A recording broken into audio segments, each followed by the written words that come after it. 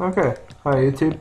Today I'll be teaching you how to make the intro lead synth from Porter Robinson's Lionhearted. This will be my last Porter Robinson tutorial for a little while. I just happened to make the last tutorial and the content for this tutorial around the same time and wanted to get them both uploaded before I forgot about this project. But my next tutorial will be a either Flume tutorial or Getter tutorial. Leave a comment below for which one you'd rather. I will be uploading them both within the next 2-3 weeks. Um, but anyhow, here's how the synth will sound.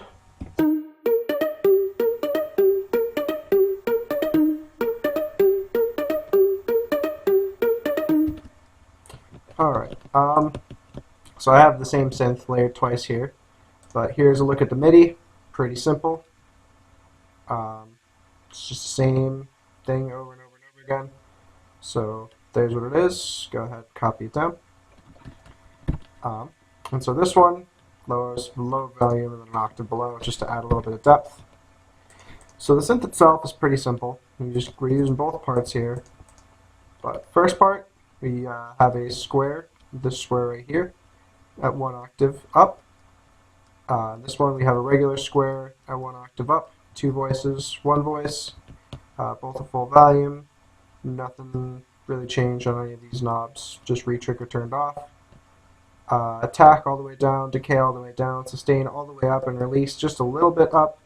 I have mine at 0.7 here, just so that way it's not glitching out every time a note ends.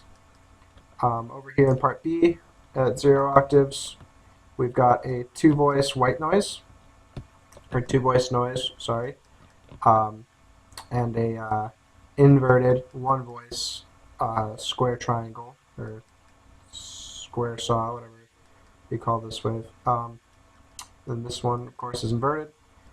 Attack all the way down, decay, I have mine set at 1.7.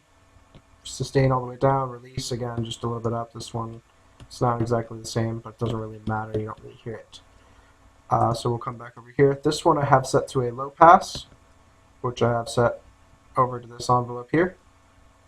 And over here I have a band pass, which is also set to this here. And the cutoff on this is turned all the way up. Resonance is at 2.6, and the drive is at 0.4. On this, resonance is all the way down, cutoff sitting in about the middle, drive all the way down. Let's come down over here to the mod envelope. Here we have it at 3.9 for attack, 2.8 for decay, 5.11 for sustain, and 7.8 for release. And then we have this knob dragged to minus 5.43 with cutoff AB selected in this window.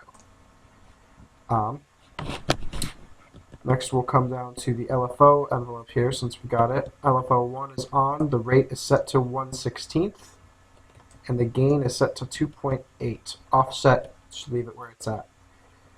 Select pitch AB, and then set this to just a little hair above middle. Mine's set to 0.19 as you see here.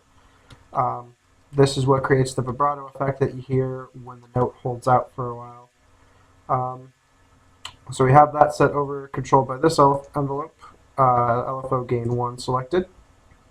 Attack at 4.02, decay all the way up, sustain all the way up, and release all the way down.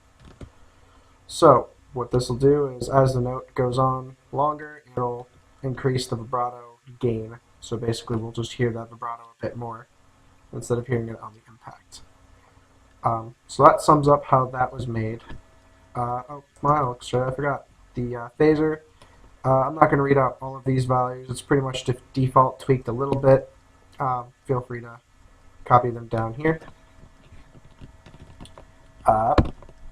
Next we go into the effects chain. First things first is a multi-brand compressor, which I have set to the mastering 6 decibels. Then a fruity flangus with these settings here. Free VST called Bit Crusher, CMT Bit Crusher. You can go download it. I'll put a link in the description. Basically all I did was lower the bit depth a little bit and and downsampling up to 2x. Then I have a sound goodizer. The dial is set to default, but press the D preset. Parametric EQ to cut out the low ends and a little bit of the high ends, just to give it a more filtered effect. And then a little bit of reverb.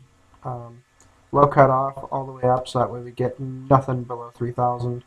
High cut all the way down, just because this creates a nice hollow effect. If I were to put this all the way up and this all the way down,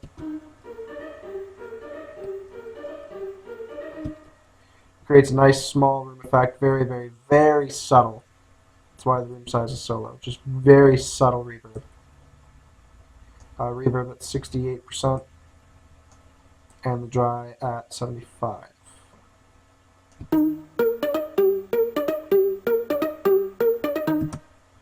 And that's it. That's the sound. I will put a download for this FLP in there, but you will need to go download the Bit Crusher plugin, which I will also put a link to in the description.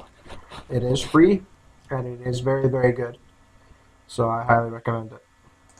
Alright, thanks for watching.